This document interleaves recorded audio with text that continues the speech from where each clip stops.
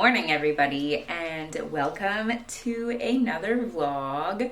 This morning I went to shape class and it was an upper body workout, and I never really like working upper body. I mean, I understand why it's important, but I just would way rather work my lower body and like just do like a little bit of upper body, like with the 2 kilo weights in Pilates. And I know like strength training makes me feel so good, and I feel like you really see the benefits from it like much more quickly than you do doing like the 2 kilo Pilates workouts. Like I think Pilates gives you like a different kind of strength. It's like a lot more like mobility and flexibility and that kind of thing. Like it does give you strength too, don't get me wrong. Like my core and everything is so much stronger since doing Pilates, and I notice such a difference with my horseback riding and just overall strength in general when I do Pilates,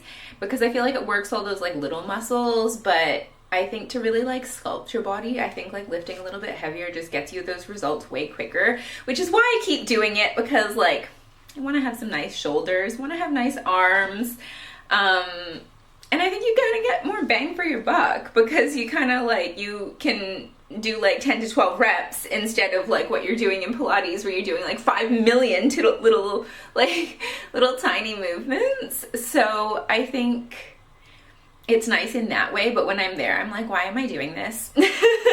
And a few months ago, I was in a car accident, and for the record, the other driver was at fault, not me. And since then, like I've had some neck issues, like just from whiplash, and like I already like had a pretty, like I've been getting like consistent headaches since I started university. And it's just kind of one of those things that like I probably, to be completely honest, I haven't been like helping it either. Like, yes, I stretch. Yes, I go to like acupuncture and like the osteo and all of those things, but I also work out a lot. And especially like the first 3 years of uni, I was going to dance for probably like 2 hours a night, like 4 to 5 nights a week. So that's like a lot of hair whips. And that's not great for your neck either. So yeah, to be fair, I probably wasn't doing the most that I could have been doing for my recovery, because I just love dance so much. I love working out so much. I love being active. Like it really does so much for me mentally that it's like, even if I have like a sensitive neck or an injury, or I know it's going to trigger some kind of pain, I still keep going because it just feels good. And I'm like, I will be more sad if I don't do this thing than if I like go to the thing and then just have to deal with it the next day. So that's been kind of like an ongoing thing. And I started seeing the osteo actually before the car accident, which was interesting, because then, I mean, in hindsight, it was good, because then she sort of knew what my neck was like beforehand, and she knew how it was after the car accident. I kept going to Pilates, and definitely I was modifying what I was doing, because like I was just in so much pain. Like my neck was sore, my back was sore, but I also was like, if I just completely stop working out, like my body's gonna seize up and it's gonna feel way worse. And so I just kind of kept going to class and just sort of doing what I could do, and then like modifying stuff a lot until my body felt like it was doing better. But I train 6 days a week, which is a lot. Like, I think I was doing 3 to 4 Pilates classes, 2 strength classes, horseback riding, and then walking for an hour, like 7 days a week. And I was just doing that nonstop. And it just felt like my neck wasn't getting better, which was really frustrating. And I was getting all these headaches, and I was still going to the osteo, but I guess I was so used to training that much that I didn't like put 2 and 2 together and was like, hey, maybe your body actually needs more than 1 day to recover. And so then I got sick, and then I was like, couldn't do anything for a week, like was just on the couch, and I had no headaches and no neck pain. And then I was like, oh, maybe you're overtraining, and maybe that's aggravating your neck, and maybe that's stopping you from being able to recover properly, because your body's always trying to fix the other stuff you're doing to it. So then I dropped down to just 5 days of training and doing 6 to 7 hours of walking, like one walk a day for about an hour. And that actually made a big difference. And I even noticed a big difference in like when I had those 2 days off and I came back to working out, I was so much stronger because my body had actually recovered. So yeah, lessons learned. It's really hard, isn't it, sometimes, because it's like you do all this stuff because you want to feel good in your body and you want to feel strong and you want to be healthy. And it's really good for, like, me, for my mental health. Like, I always joke that I'm like a dog that needs to be walked. Like, I need to get my excess, like, for me, it really shows up as, like, mental energy. Like, I really need to just, like, get it out in my body, like, through whatever I'm doing. But sometimes it's like weighing the mental benefits versus the physical benefits, and like, are you working out too much? Like, is there something else you could you take a break? Like, I just don't think our bodies are meant to go like 100% all the time, but that's how I treat my body, and I know that that is probably not the best way of doing things, but it's hard because the mental benefits for me feel like I just feel so good when I work out. So yeah, that's kind of where we're at with that. But anyways, my new approach is being a little bit more moderate, and also like working out in accordance to my cycle was something else that my osteo sort of made me think about. And she was like, yeah, like when you're on your cycle, lift a little bit lighter, do a little bit more rest stuff. Like, you don't need to go 100% every workout. And I'm just like, I don't know how not to do that. Like, I'm always trying to give 100% to everything I do, which is not possible. You end up burning out, and then you get sick, which is what usually happens to me. And it's like, how can you listen to your body and be a little bit more moderate before you get to that point? Like, before it's like a 5-alarm fire, can you stop it when it's just smoking? So yeah, that's something I've been working out with. Do you have this problem too? Let me know below. Yeah. So working out a little bit less, feeling good, lifting like a little bit lighter consciously, which is hard for me sometimes because I'm just the kind of person who, like, I just like to do things in the extreme. Like, however much I'm lifting, I want to lift the heaviest I can. Whatever I'm doing, I want to do it the best I can. And so yeah, I've been sort of trying to adopt, like, okay, like, I've got my period this week, and things I never thought I'd be talking about on the internet. But I was really conscious, like when I went to shape class yesterday afternoon and this morning, I was like, don't lift the heaviest you can lift. Like, pick up the lightest weight. It's okay if you're not completely fatigued after every single class. Like, you're here for the mental benefits right now, and your body probably has less energy because of where you are at in your hormonal cycle. So take it a little bit easier. So I did that today and went for a little walk on the beach to get that morning sunshine in my eyeballs, which always makes me feel really good. I really love winter on the Gold Coast, like walking on the beach in the winter in the morning. It's like chilly, but it's invigorating, and the sun is coming up over the ocean. Like, it's so beautiful. It just really starts your day off in the right way. So, some new dresses arrived today, and I thought we would unbox them and do a little try on. I have been on the hunt for the perfect white shirt dress, and I have been searching high, I have been searching low, I have been going like a little bit, I guess, like a little bit higher end, not like high end, but, and then I've been looking on Zara, I've been looking on AliExpress, I've been looking on just anywhere, and like, I know what I want in my head, and it just seems like I keep finding dresses that are almost it, but then there's always like something off. So let's see. These came from AliExpress. So, okay, this looks promising. I mean, it doesn't look like much, but it really looks like the Zara one. And it's funny because I actually like bought the Zara one too. And if you're like, what are you talking about? The Zara one. Zara put out this incredible white basic cotton shirt dress. And it's like everything I think I thought I wanted, but of course, like Zara Australia doesn't have it. Either it's the wrong season, they didn't think we would want this, whatever. So this is my little secret for being based in Australia. It's really annoying because a lot of things either don't ship here, or the company like has things that they sell regionally, like H&M or like Zara US or Zara Europe or whatever, and we don't get them in Australia because for some reason they think we don't want nice things here. I don't know, or maybe my style is just like different from what they think the style is here. But the way around this, and like obviously I'm going to share the secret, but I'm gonna say like take it with a grain of salt, because I will preface this by saying, like, I have been using this company for literally years. I have never had an issue. However, when I look online, sometimes their reviews are not the greatest. So I'm going to tell you, I'm going to share the secret. If you also live in Australia, or you live somewhere where sometimes, like, you can't get things shipped to you, or I don't know. I think they operate in the US, UK, I don't know. You're going to have to check this information for yourself to see if, like, based on where you live. Obviously, I don't know everyone watching this lives.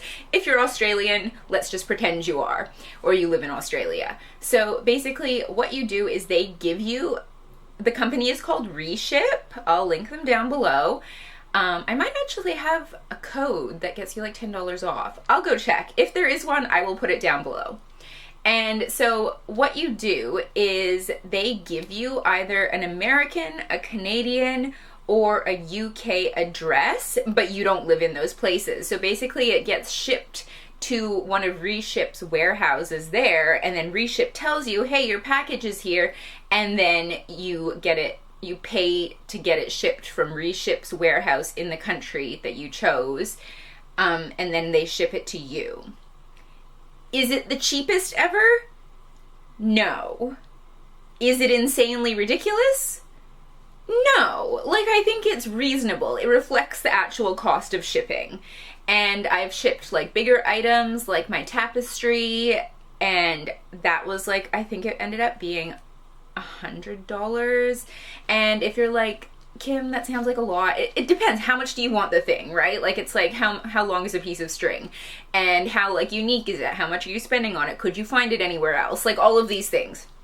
So, yeah, I think generally shipping, like, one piece of clothing or something like that is around, like, $50 US to ship it to Australia. And you can consolidate packages, too. Like, if you say, like, buy a couple different things from US retailers, get it sent to the Reship warehouse, they can consolidate it together and then ship it on to you. And so it really just depends, like, how much do you want the thing?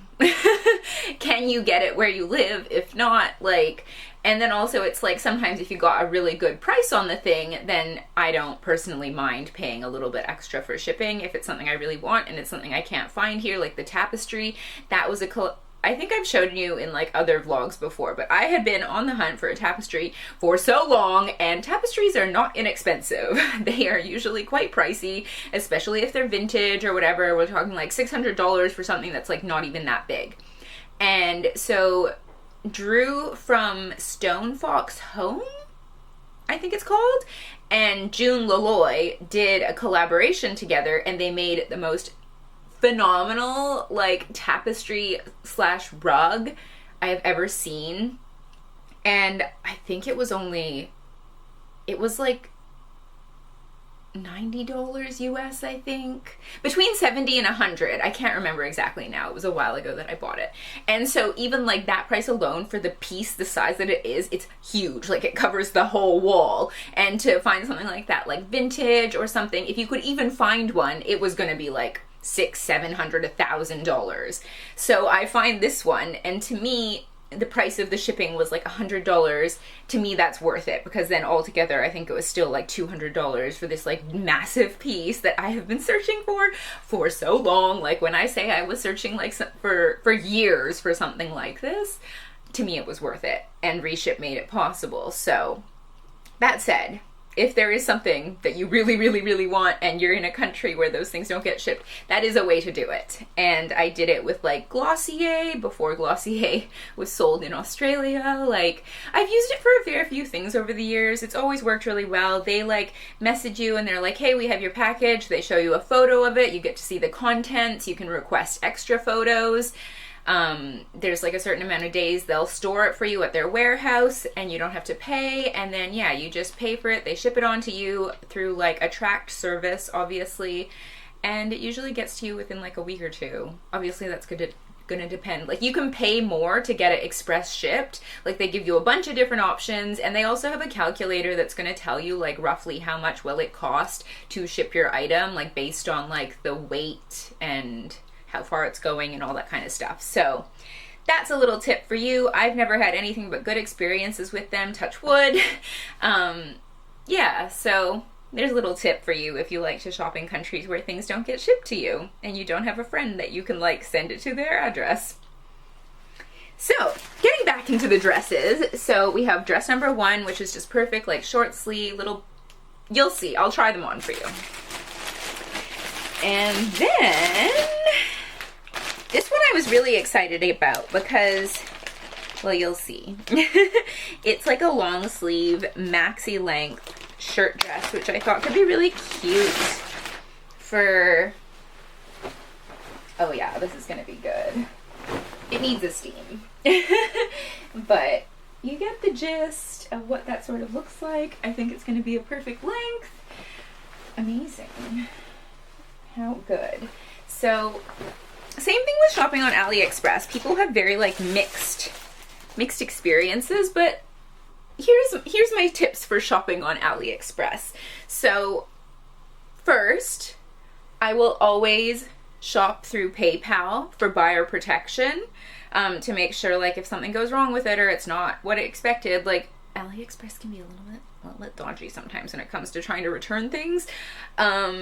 So yeah, I use PayPal because PayPal, you get buyer protection, so you feel like, well, even if the thing doesn't come, I'm gonna get my money back.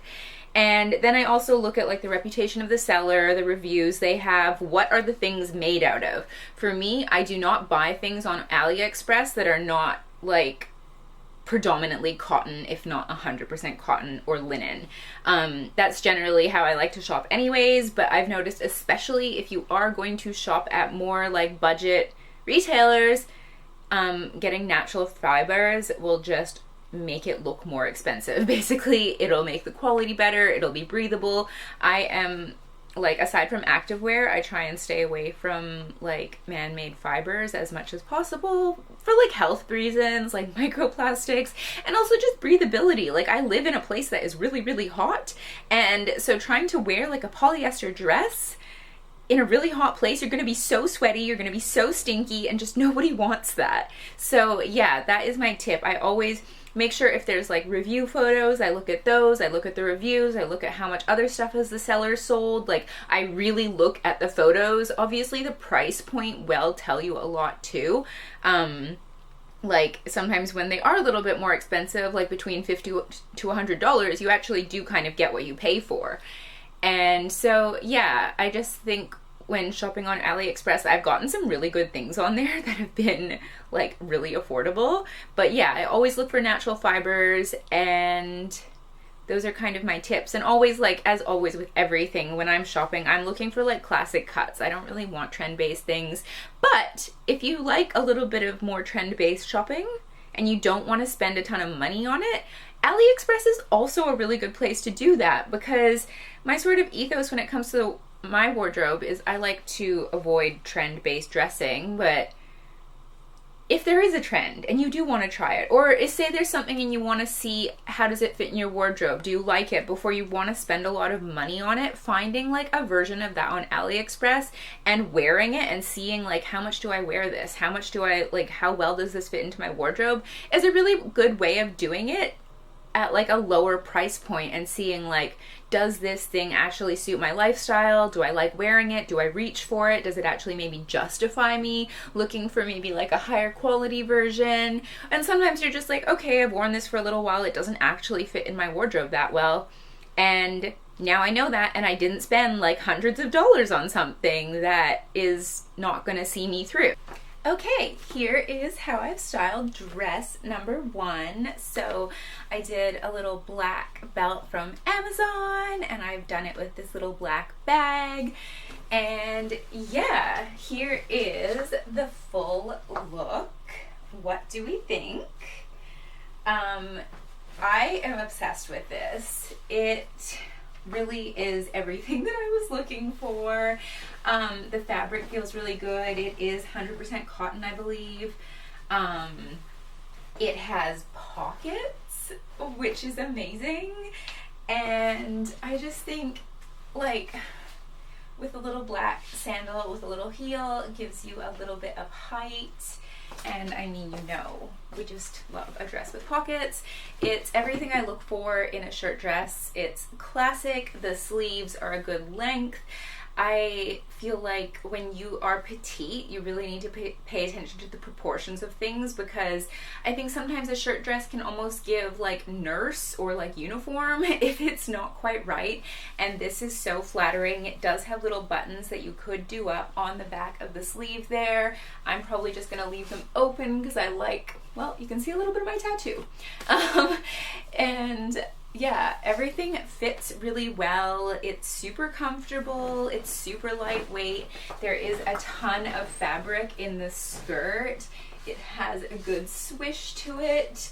My number one like gripe with a lot of shirt dresses that I find is like there's just not enough fabric in the skirt, and then it just creates this sort of narrow column look, which I feel like when you're on the shorter side like I am, it's just not very flattering. And this is amazing. It's going to be super comfortable if it's really hot out. I am presenting my research at my first conference ever in, well, by the time this comes out, it'll probably be really soon.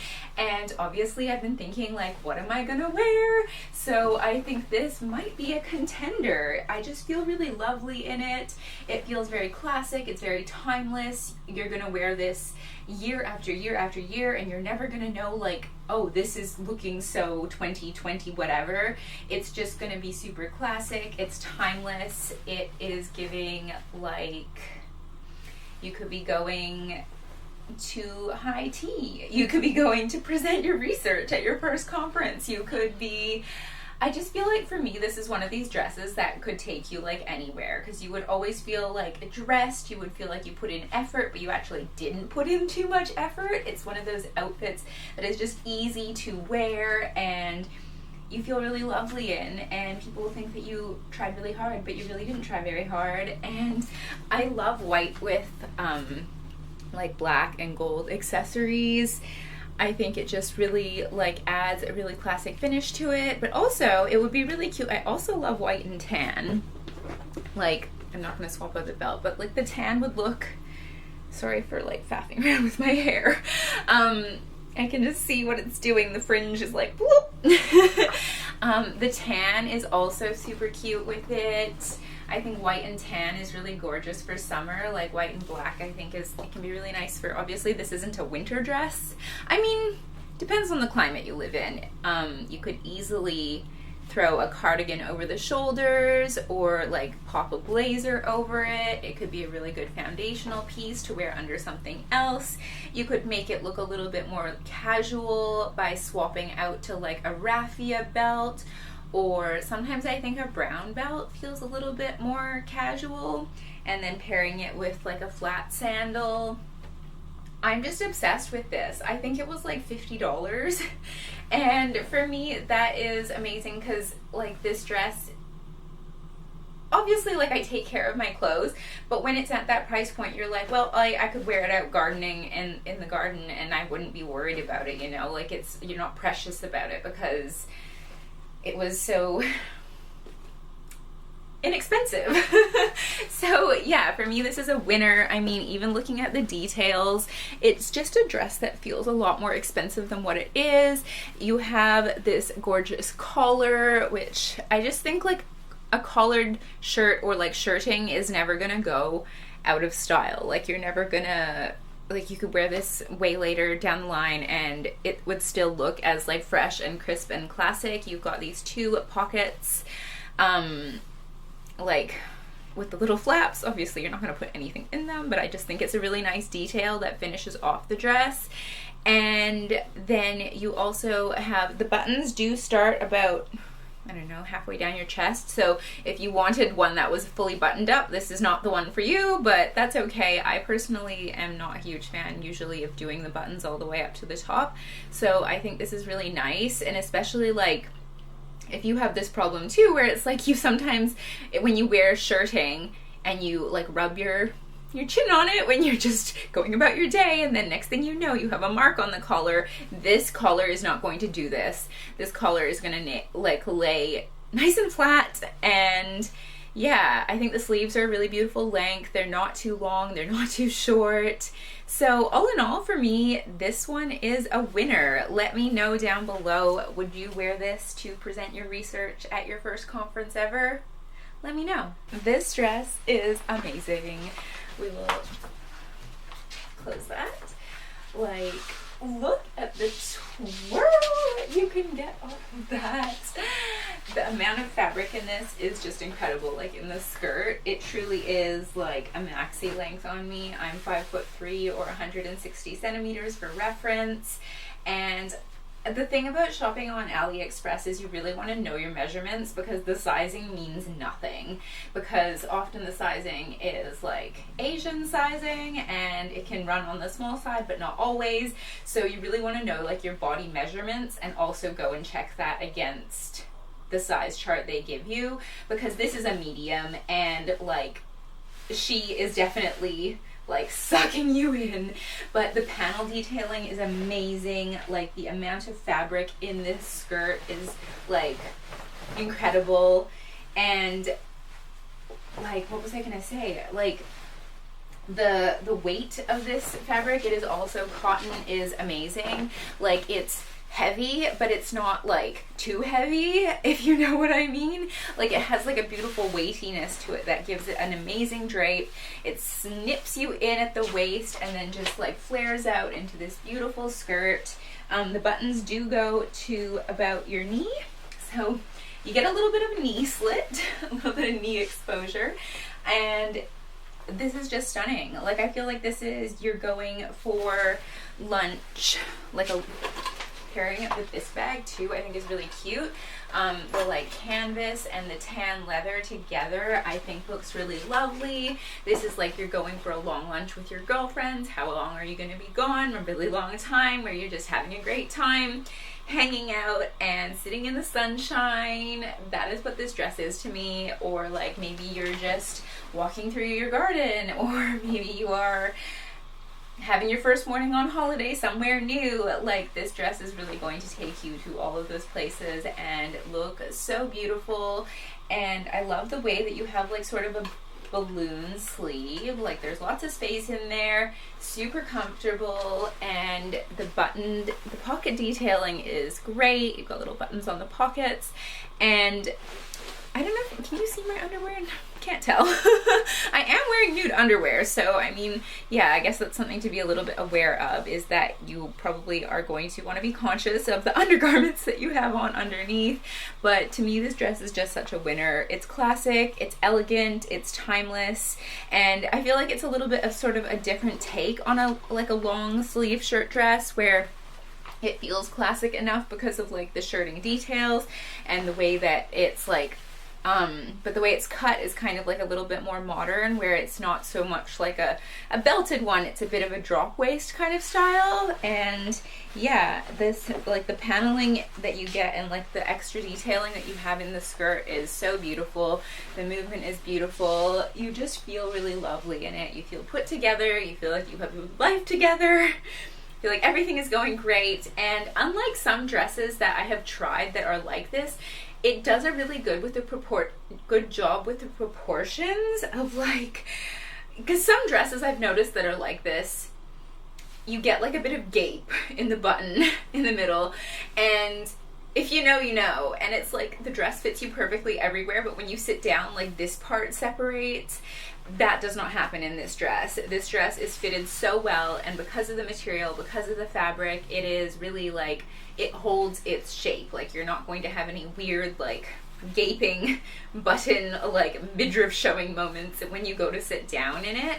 So yeah, I think even with a little bit of a heel, it could be good, because this is quite long for me. Like it is truly a maxi length, and I think sometimes with a little bit of a heel, it kind of keeps the dress from dragging on the ground, which is like short girl problems, but I have a hair in my mouth. Anyways, yes, this dress is just stunning. I think it's an absolute winner. Well done, AliExpress. Sometimes like you can find some really good things on there. Like this dress is gonna be amazing. Or would you wear this dress to present your research at your first conference ever? I don't know. Let me know in the comments below. But I think this one is just definitely a winner. It's really good for like that trans-seasonal dressing. Because for us, like being in winter, our mornings start quite chilly, but then in the afternoon it really warms up. So I think this could be a really good dress to wear in winter here, because there's nothing worse than like you get dressed for winter in the morning and then in the afternoon it's so hot and now your outfit doesn't work anymore and you're really sweaty. So I think this dress could handle that well. I mean, you could even put like little thermal base layer underneath and I don't think anyone would know. And then when it got warmer, you could take it off and you still look really cute and put together. And yeah, I just think this dress is an absolute winner. I'm so happy with this one. Can't wait to go sit on a patio in the sunshine and drink my coffee in it. I also think that like you could take undo the buttons, and if you wanted to do it a bit more casual, like I think it could be cute if you like even rolled up the sleeves. I always think that's a nice way of making like a shirt dress look a little bit more dressed down if it is a long sleeve one, is yeah, like you can just roll your sleeves up and it makes it just a little bit more of a casual vibe. I mean, you could probably even pop a belt on if you wanted to, but sometimes I think with a drop waist, it's nice just to let it like speak for itself. Like it's a dress that you don't need to overstyle it. You can just put it on, grab your shoes, get your bag, and it would go with so many different things. Because I mean, obviously we could do it with this little tan bag again. I love the tan and white together with that little bit of gold. I think this looks really beautiful. I didn't even put my watch on today. My goodness. For me, this is just like an everyday accessory, but I think, yeah, like having that, it's really simple, it's really elegant, it's really classic, it just makes you look put together and you feel lovely, and it's like one of those things where you don't have to think about it. There's nothing to fiddle with, it's not too tight, it just feels good. And I mean, even it would look really cute with the black accessories again as well, and then like pop a little black shoe on to match, and I think that would look really stunning as well. So yeah, I feel like this was a win on the two new dresses. Let me know what you think below. Okay, so you remember how a few weeks ago we planted the rose, and like she is looking amazing. Like I thought it was gonna take 6 to 8 weeks is what they said before you get like a rose, like an actual flower, which makes sense, but like she has been going wild. Like the bud that I showed you on the first few days, it has spranted into spranted is not a word. It has sprouted into a branch. That's what we were trying to say. And it's growing and there's like other buds coming off of it, and I am getting so excited. Like obviously I have other flowers in the garden and those are exciting to me too. I don't know why this one, it feels like an accomplishment that I've done.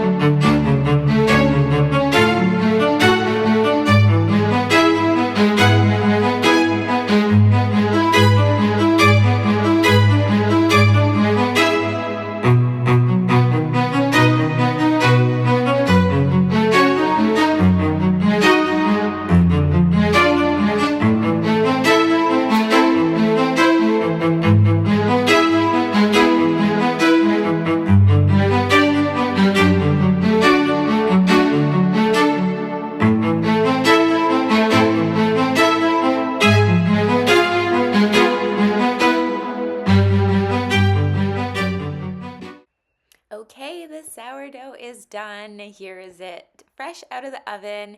I think this one came out pretty good. Like it rose pretty well, but I think I could have honestly left it to proof for a little bit longer because it didn't get as big as some of the other ones that I've made. But anyways, time to make a morning smoothie, and I think I'll save the sourdough for my second breakfast. I usually have like a smoothie first, and then after that, like usually when I come back from Pilates or like as a morning snack, I'll do a second breakfast of avocado on toast. But I think I'm gonna leave this vlog here. Thanks so much for watching, guys, and yeah, please feel free to subscribe if you're liking the videos. It really just helps the algorithm understand that people like seeing this content and will help push it out to more people. And yeah, thank you so much for watching. I hope you all have an amazing day.